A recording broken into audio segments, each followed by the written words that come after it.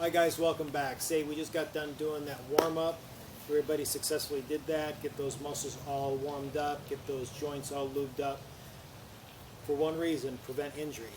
Keep the blood flowing, the lymphatic flowing. That's going to help detoxify the body, but primarily just prevent injury, because we're going to be going in the workout right now. And this workout is designed to take some simple basic steps to start engaging you to build up that muscle again, to maintain that muscle, because remember, that's our metabolic furnace. We have to make sure at all costs to maintain that muscle mass and improve upon it as well, because we want quality of life. So with that being said, we're going to start real simple and then we're going to build up. So this workout's going to be real simple. This is going to be based off some very simple functional movements, which is going to be basically a squat. You're going to have a push exercise, and then you're going to have a pull exercise. All exercises are going to be just 10 reps, except with the pull, that's going to be 15. Between each set, what's going to happen, you're depending on your own endurance, your own capacity, what's going to happen is you will only have about 20 to 30 seconds rest in between each one. If you need a little bit more, that's fine, but at least 20 to 30 seconds to rest, so you can make sure that when you go into the next exercise, you keep proper form. But we also don't want to spread it too far, because what we want to do is we want to build up our endurance as well. Some individuals are going to be going through this routine and they're going to get a little bit of loss of breath. You know, again, at this beginning phase when we start the workout, we want to keep it real mild. So if you need to stop in the middle of a set just to, you know, recover a little bit, that's fine. No problem here. We're not in any competition besides getting to your goal in a safe, efficient, effective fashion. You know, the tools that you're going to need are going to be real simple. We're going to need a chair. We're also going to need a step, because some individuals with physical limitations or balance issues may not be able to do the squat. So we're going to do the step up for a modification for the squat.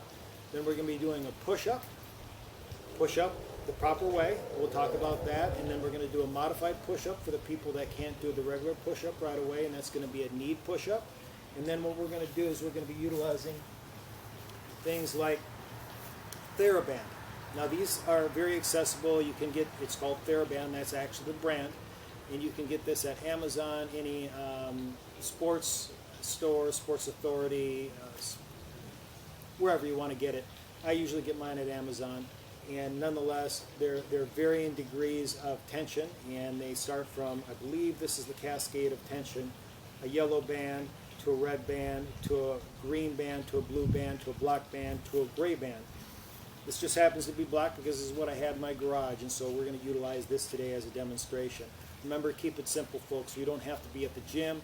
All we need is a few simple little things at home to engage in this workout, and when we need extra tools, I'll tell you about it, but it's going to be real simple and inexpensive. So what I like to do is I like to go to the large muscles first, then we're going to be going to the extensors, the pushers, and then we're going to go to the pullers. And so what we're going to do is we're going to do a chair squat. Now, regular chair squat, there's only a few rules that you have to have. Number one, that chair is going to be your safety zone, because if any reason you lose your balance, you can fall right back on that chair. But it's also a gauge to let you know not to go too deep into the squat, to make sure that you don't hurt your knees. Squats are one of the best exercises you can do, and we want to make sure that we maintain right up until the last day we're on this earth to be able to squat efficiently, because that's something we should be able to do on a daily basis. Those are the big joints, the big muscles. When we stop losing the ability to do a squat, we start putting more stress on the back, and we start getting old fast, and so we don't want to do that. Squats, if you can't do them efficiently right now, let's work up to them. If you can't do them at all, you know, talk to me in your next visit, and maybe we can make some modifications, and then we'll start with the steps. But let's go on the premise with the squats first. First of all, make sure you know exactly where that chair is. Your distance between the feet are going to be approximately this distance right through here. Your knee is going to line up with your second toe. Nice and easy. The other rule is that when you do a squat, this is the bad squat. You're not going to go like this. See where my knee is, way in front of my toe? I need to make sure that when I'm going back, my butt goes back far enough that my knee stays behind my toe or in line with my toe, but does not break that plane. That can hurt the knees pretty bad, folks. And again, what we're here to do is build up, not break down. So what we're going to do is we're going to counterweight first. If our butt's going to go back, we got to have that front weight. So let's stick our hands back to here, and then we're going to almost exaggerate. A lot of people call it the potty squat because it's almost like you're sitting on the potty. Nice and easy. Now when I'm going down, I'm not actually resting on that chair. What I'm doing is allowing that chair to tell me exactly where my limits are. Just touching that chair and coming back up. Now if we can't get to this point right through here, we only go halfway down. What the best thing to do is take it easy and go in. Simple modification. I just got this off my patio, and what I can do is I can sit this right in here. If I have a limitation on where I can go in front of that squat, it just raises me up a little bit further. So we'll make those amendments. Nice and easy. Remember, hands forward. Make sure that we don't allow those knees to go in front of the toes. Make sure that we're at approximately this wide. Hands forward. Look where that chair is. Potty squat. See how far? I just only have to go half as far. This is a nice beginning squat, and the waist can migrate later on. 10 of those, that's it. And then what you'll do is after that, I'm going to actually go, before we go on to the next one, we're going to go after the modified version. Let's say even with that modification there, you can't do it totally. No problem. What we're going to do is we're going to go to the step up. Get a little stool like this. I prefer a little bit wider one so you don't miss a step and hurt your ankle. All we're going to do is we're going to do a step up where we're going to be alternating just like this, nice and easy. Just like that. Nice, easy, slow. You see that I'm not letting my arms hang off to the side? I don't want to do this. I want to make sure when I'm doing this, I'm moving all my functional movements because this is a natural motion. I want to make sure that I'm engaging the muscles in the shoulder, engaging the knees, the glutes.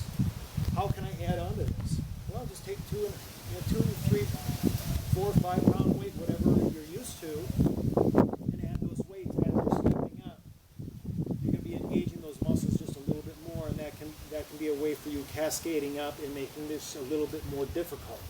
So if this is the modification that you need to take, do it. And then what we'll do is we'll go to the next modification and then the full squat. Now, this one would be step up 20 times. Okay, full 20 step ups with those weights. Make sure you get those arms engaged. All right.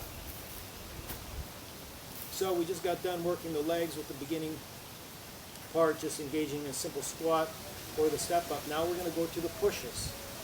Now, with the push-ups, a lot of people when they're doing push-ups, they do this chicken wing. We don't want to do that.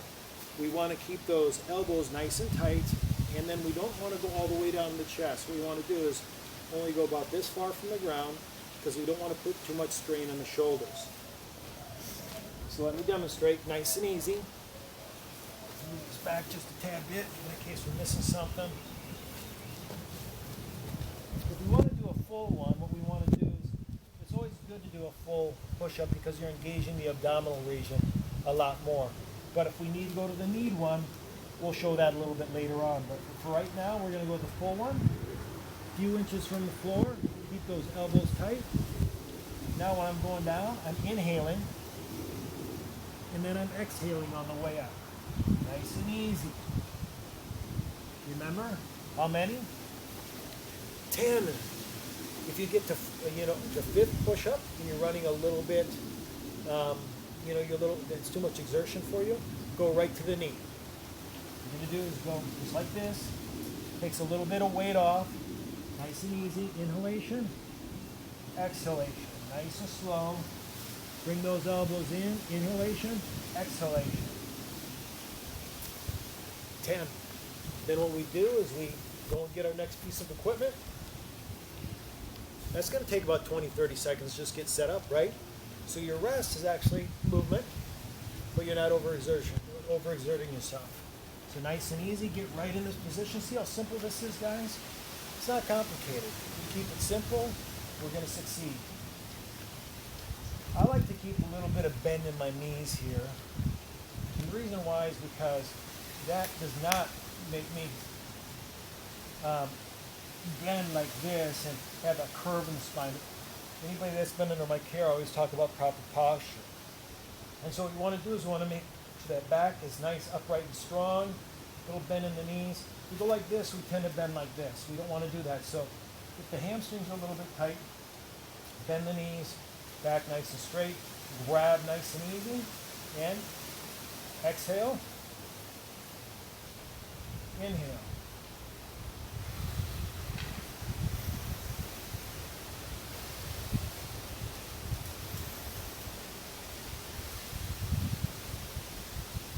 Now everything that we've done so far has been 10 reps. I'd like you actually to do about 15 reps on this one because we want to make sure that posterior chain that holds your posture is really engaged. Start light with the lighter hand, and then we'll move up a little bit later on. And go from there. So as simple as that, guys. What we did is we went through a full round. We went through the squats, we went through the pushes, now we went to the pulls. Now, is the workout done? No, what we're going to do is I'd like you to actually start out with about 3 sets, and then 10 reps on the squat, 10 reps on the push-up, and then 15 on the pullbacks, and then you're going to cycle through that routine with 20 to 30 second rest in between, and then we'll do that 3 times. Now, after you get used to it, what I want you to do is I want you to go up 4 cycles and then 5 cycles. But keep it simple, keep it light, keep it easy at the beginning, and then when your body lets you know that you're ready to challenge yourself a little bit more, you can boot it up to the 5th one. In about 2 weeks, guys, I'll be making another video that will put some variation in this workout and make it a little bit more challenging. But you got your homework for the first one. If you guys have any questions, let me know, but it's been a pleasure, and I'm looking forward to going to that next step. You guys have a wonderful night, and God bless.